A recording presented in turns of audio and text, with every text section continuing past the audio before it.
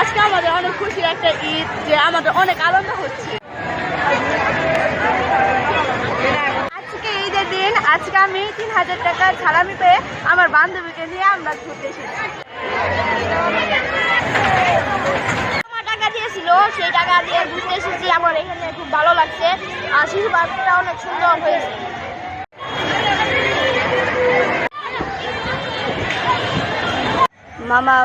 মামা বাবা সালামি দিয়েছে।